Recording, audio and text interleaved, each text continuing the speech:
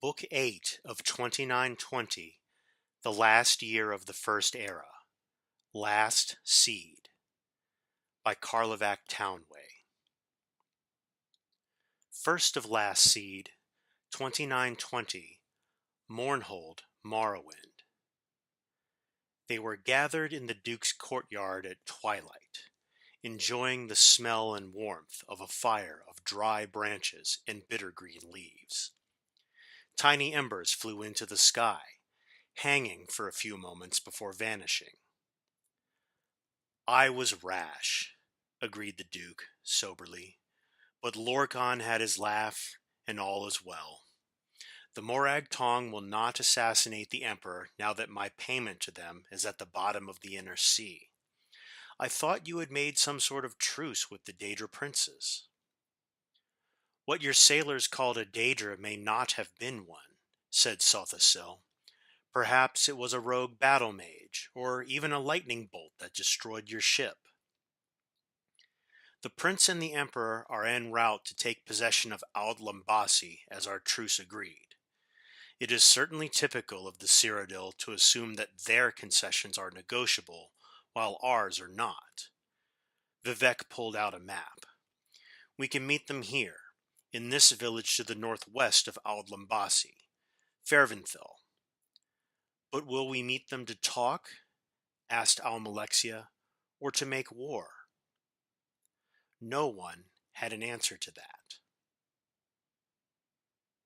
15th of Last Seed, 2920, Ferventhil, Morrowind. A late summer squall blew through the small village, darkening the sky except for flashes of lightning which leapt from cloud to cloud like acrobats. Water rushed down the narrow streets ankle deep, and the prince had to shout to be heard by his captains but a few feet away from him. "There's an inn up ahead. We'll wait there for the storm to pass before pressing on to Auld Lambasi." The inn was warm and dry, and bustling with business. Barmaids were rushing back and forth, bringing grief and wine to a back room, evidently excited about a famous visitor, someone who was attracting more attention than the mere heir to the Empire of Tamriel. Amused, Juliek watched them run until he overheard the name of Vivek. "My Lord Vivek," he said, bursting into the back room, "you must believe me. I knew nothing about the attack on Black Gate until after it happened. We will, of course, be returning it to your care forthwith. I wrote you a letter to that effect at your palace in Balmora, but obviously you're not there." He paused, taking in the many new faces in the room. "I'm sorry. Let me introduce myself. I'm Juliek Cyrodiil." "My name is Almalexia," said the most beautiful woman the prince had ever seen. "Won't you join us?" "Sothasil," said a serious-looking Dunmer in a white cloak, shaking the prince's hand and showing him to a seat. "Indaril Brindisi Dorum, Duke Prince of Mournhold," said the massively built man next to him as he sat down. "I recognize that the events of the last month suggest, at best, that the Imperial Army is not under my control," said the prince after ordering some wine. "This is true. The army is under my father's."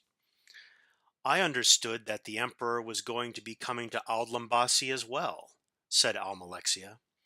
"Officially, he is," said the prince cautiously. "Unofficially, he's still back in the Imperial City. He's met with an unfortunate accident." Vivek glanced at the Duke quickly before looking at the prince. "An accident?" "He's fine," said the prince quickly. "He'll live, but it looks like he'll lose an eye. It was an altercation that has nothing to do with the war. The only good news is that while he recovers, I have the use of his seal. Any agreement we make here and now will be binding to the Empire, both in my father's reign and in mine."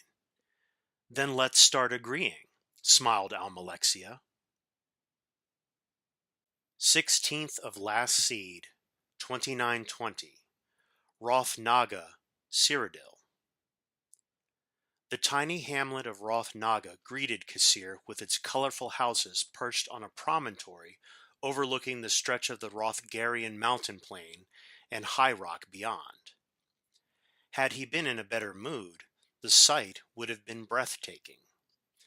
As it was, he could only think that in practical terms, a small village like this would have meager provisions for himself and his horse. He rode down into the main square, where an inn called the Eagle's Cry stood. Directing the stable boy to house and feed his horse, Cassir walked into the inn and was surprised by its ambience. A minstrel he had heard play once in Gilverdale was performing a jaunty old tune to the clapping of the mountain men. Such forced merriment was not what Cassir wanted at that moment. A glum Dunmer woman was seated at the only table far from the noise, so he took his drink there and sat down without invitation. It was only when he did so that he noticed that she was holding a newborn baby. "I've just come from Morrowind," he said rather awkwardly, lowering his voice. "I've been fighting for Vivec and the Duke of Mournhold against the Imperial army. A traitor to my people, I guess you'd call me." "I am also a traitor to my people," said the woman, holding up her hand, which was scarred with a branded symbol. "It means that I can never go back to my homeland." "Well, you're not thinking of staying here, are you?" laughed Cassir. "It's certainly quaint, but come wintertide, there's going to be snow up to your eyelashes. It's no place for a new baby. What is her name?" "Bosriel. It means beauty of the forest. Where are you going?" "Dwinnen, on the bay in High Rock." "You're welcome to join me. I could use the company." He held out his hand. "Cassir Whitley." "To Rala," said the woman after a pause. She was going to use her family's name first, as is tradition, but she realized that it was no longer her name. "I would love to accompany you. Thank you." 19th of last seed, 2920. Aldlambasi, Morrowind. 5 men and 2 women stood in the silence of the great room of the castle, the only sound the scrawl of quill on parchment and the gentle tapping of rain on the large picture window. As the prince set the seal of Cyrodiil on the document, the peace was made official.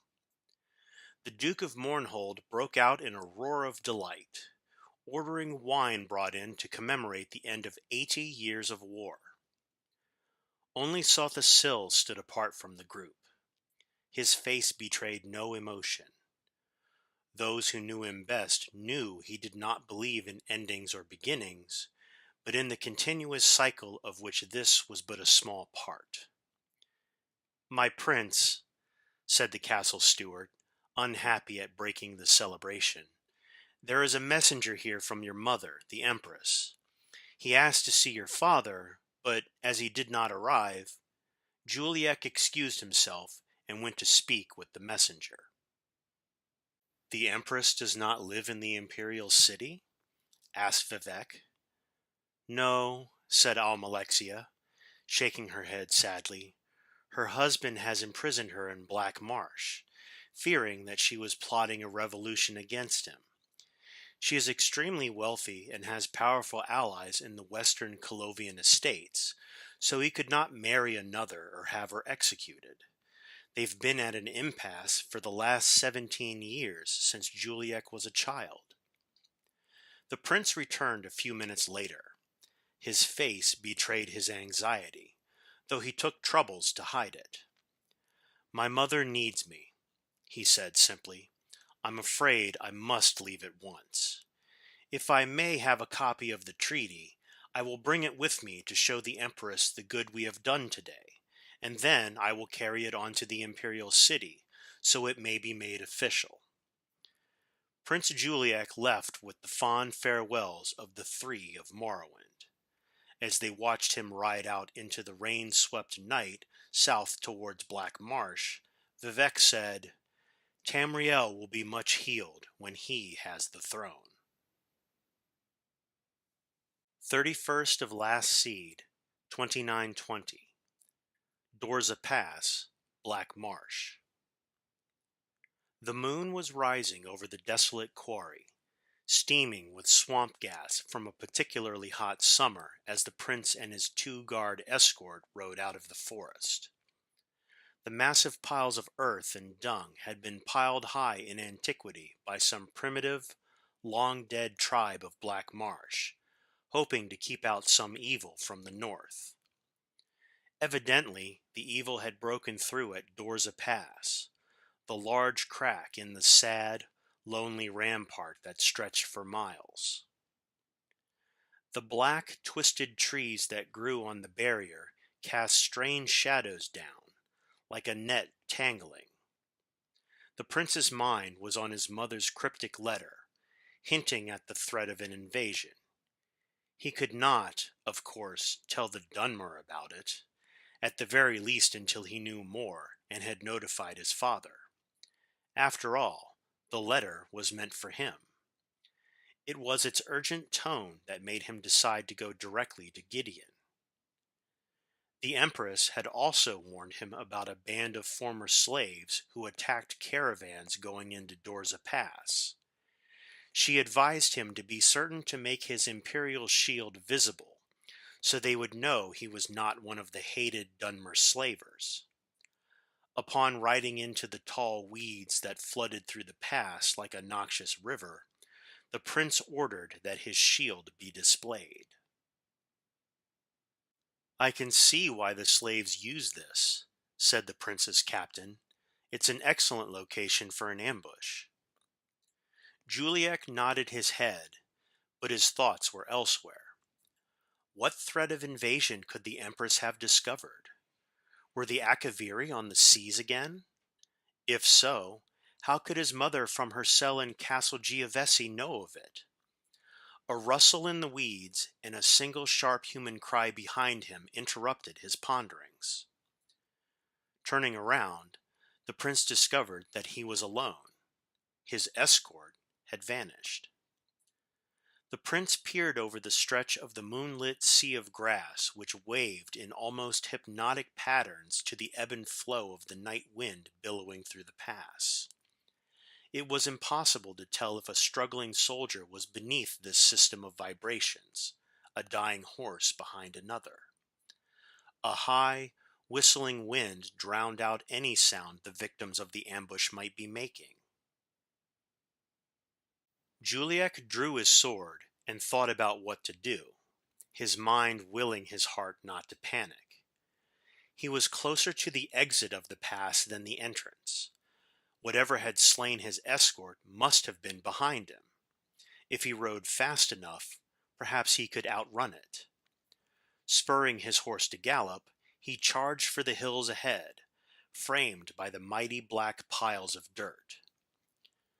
When he was thrown, it happened so suddenly he was hurtling forward before he was truly conscious of the fact. He landed several yards beyond where his horse had fallen, breaking his shoulder and his back on impact. A numbness washed over him as he stared at his poor, dying steed, its belly sliced open by one of several spears jutting up just below the surface of the grass. Prince Juliek was not able to turn and face the figure that emerged from the grass, nor able to move to defend himself. His throat was cut without ceremony. Miramor cursed when he saw the face of his victim more clearly in the moonlight. He had seen the Emperor at the Battle of Bodrum when he had fought in his Imperial Majesty's command, and this was clearly not the Emperor. Searching the body, he found the letter and a treaty signed by Vivek, Almalexia, Saltha Sil, and the Duke of Mournhold representing Morrowind, and the Prince Juliek Cyrodiil, representing the Cyrodiil Empire. Curse my luck. muttered Miramore to himself and the whispering grass. I've only killed a prince. Where's the reward in that? Miramore destroyed the letter, as Zook had instructed him to do, and pocketed the treaty.